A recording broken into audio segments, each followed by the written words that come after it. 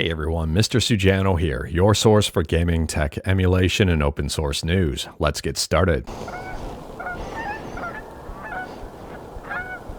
Alright, to kick things off, we're talking about the formerly controversial emulation front end, and that is iiSU.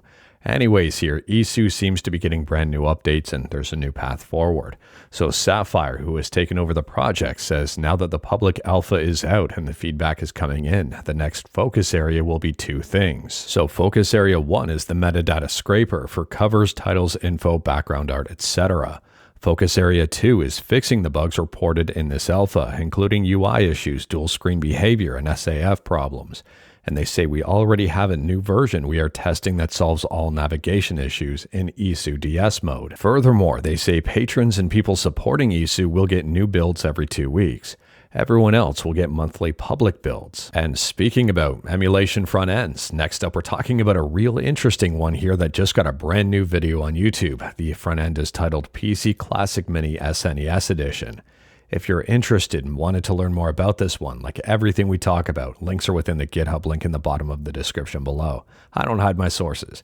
Anyways, here taking a look, this got a brand new update. There's some improvements here and some regional stuff. So they've added the ability here to change the region from USA to Europe. And it changes the entire look and feel of the front end. There's even more information about this front end up on Patreon, and as soon as you hear Patreon, you may think you have to subscribe to their Patreon in order to download this thing, and that doesn't seem to be the case. Again, like everything we talk about, if you're interested in learning more, check out that link in the description below, and the GitHub link in the description below. And continuing to talk about emulation front ends, next up here we're talking about RetroHrai. I might have mispronounced that. Anyways here, this thing has been making significant improvements in a very short period of time, and there's a brand new video on YouTube showcasing the latest and greatest version, which is version 0.2.0. It is worth noting here that this is the first public beta of RetroHrai, so there may be bugs and issues with it. Version 0.2.0 is the first public beta. Taking a look as well, it is a .apk file. This thing is designed for Android. Now, I don't know about you, but I've got a hunch that this is going to be a very popular emulation front end on Android, just given how good it looks already and the level of customizability and the level of ease of customizability. Let me know your thoughts about this one in the comments below. And speaking about stuff on Android, next up here we're talking about Fex, which allows people to emulate x86 programs on ARM64.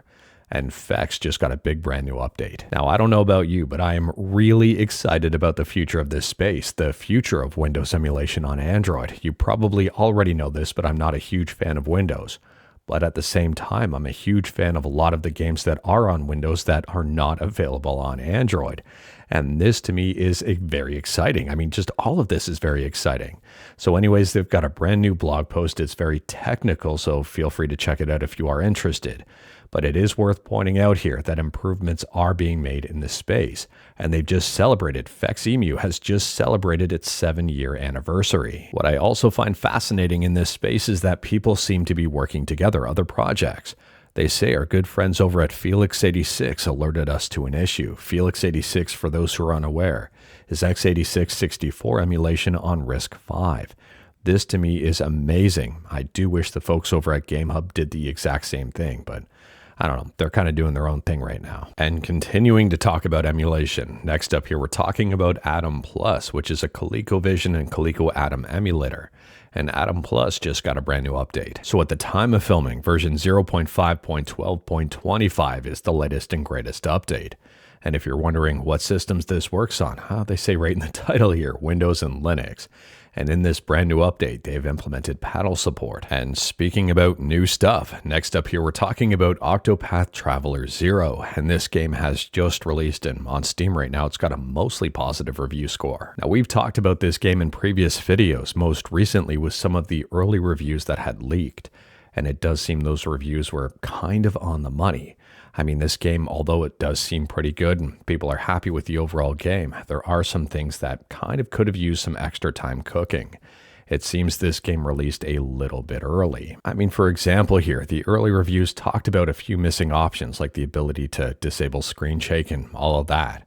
And looking at the reviews here that are negative on Steam, a lot of people are complaining about the compressed audio. This person here says, so I'm having a solid time because it's Octopath and I have an affinity for the series, but the audio issues are crazy.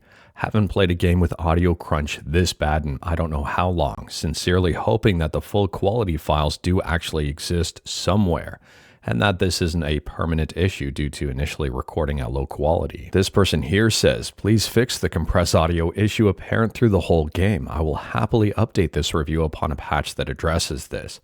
Someone else says the game is very good, but they also talk about the noticeably compressed audio. If you've played Octopath Traveler 0, let me know your thoughts about it in the comments below. Does the mostly positive review score kind of hold true? Does the audio detract from the experience? Other than that, is the game okay? Is the game fine except for the audio? I'm really curious to hear. And speaking about games that have just released on Steam to mostly positive review scores, next up we're talking about Night Swarm. This game has just released to a mostly positive review score. So if we go on ahead and take a look at the mostly positive review scores, I would argue here the negative ones are going to sway a lot of people away from picking up this game. And most of them surround this here, the AI-generated content disclosure. They say we used AI-generated voiceovers in parts of the game to help bring more life to characters. I mean, check out this review here from Kura. They say basically it's AI slop. AI has its place in game design. I would argue heavily against that, but whatever. And this ain't it, Chief. Dialogue, including the content of said dialogue, flavor text, item descriptions, character descriptions, art, including thumbnails, and more. It's all AI generated, meaningless drivel with a faint vampire theme sprinkled in here and there, so it has some sort of echo of cohesive direction. None of this is disclosed on the page other than the character voices. It's soulless, not worth your time. And speaking about AI slop, next up here we're talking about Postal Bullet Paradise. And this game was just revealed on YouTube here, and it will never see the light of day, or maybe it will, but not officially. Anyways here, this game was found out to be using a whole bunch of Gen AI. So heading down to the comments on this video and listen to this. RIP Postal Bullet Paradise, December 3rd to December 4th. I regret everything. This game died faster than Concord. They canceled the game, LMAO. Game cancellation speedrun. How to instantaneously tank your reputation 101. Canceled by running with scissors. That's what happens when you use AI to make games. So here's the official statement from Running with Scissors. After revealing Postal Bullet Paradise, a title Running with Scissors was planning on publishing but not developing, we've been overwhelmed with negative responses from our concerned Postal community. The strong feedback from them is that elements of the game are very likely AI generated, and thus has caused extreme damage to our brand and our company reputation.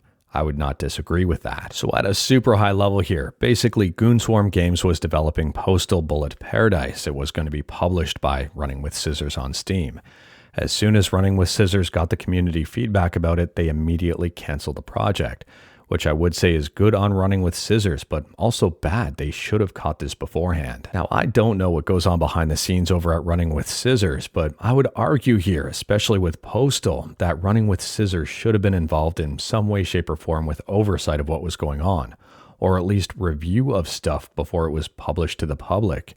Who knows here? Whatever happened, it was a big kerfuffle and not a good look overall. DSO Gaming has you covered for more details on the matter, so feel free to check out this article. And again, like everything we talk about, links are within that GitHub link below. I, for one, am super disappointed with Running with Scissors. This is damaging to their brand, and I don't know if they will recover from this, maybe in time. But at the same time here, I'm guessing that a lot of their community is really upset about this. And on a quick side note here, it's worth pointing out there were also some very interesting discussions from members with the Running with Scissors team. And that is in regards to the anti-AI mob. It's really damaging overall. I would say Running with Scissors is in some very deep doo-doo. And speaking about deep doo-doo, next up here, brutal segue, next up here, I'd hate to be one of the enemies against the protagonist in this game. We're talking about Romeo is a dead man. And there's a brand new release date trailer on YouTube I would recommend checking out. This game is being released in 2026, and I think this game looks super interesting. I mean, let me know your thoughts about this game in the comments below based on what you've seen so far and what you know about it. This game is releasing on February 11th for not Nintendo Switch 2 just yet. I think they are trying to make this game on the Switch 2, but for PS5, Xbox, and PC via Steam. And overall, I think this one's going to be a very hot seller. And speaking about hot sellers, maybe, I guess depending on what genre of games you like. Next up, we're talking about Dungeons of Dusk, which has just been revealed on YouTube. It is headed to mobile. Now, this game is not just headed to mobile, it's also headed to Xbox, PlayStation, Switch, and PC via Steam and GOG. Let me know your thoughts about this one in the comments below. Taking a look here, this game was just premiered and already has over 40,000 people watching it. I am very surprised with how many people are taking a look at this game. I mean, don't get me wrong here, Dusk on Steam is extremely popular. It was released back in 2018 to an overwhelmingly positive review score. But this, Dungeons of Dusk, is a little bit different. You go from this kind of combat to turn-based RPG combat. So overall, I'm very excited to see this level of excitement for the game. But anyways, that is all I've got for you in this one. Straight to the point, all stuff and no fluff. We talked about a bunch today. Feel free to discuss anything we talked about in the comments below. If you liked this video, leave a like. If you didn't like this video, leave a like. Hit that subscribe button, check out my other videos. Don't tempt fate, save your state.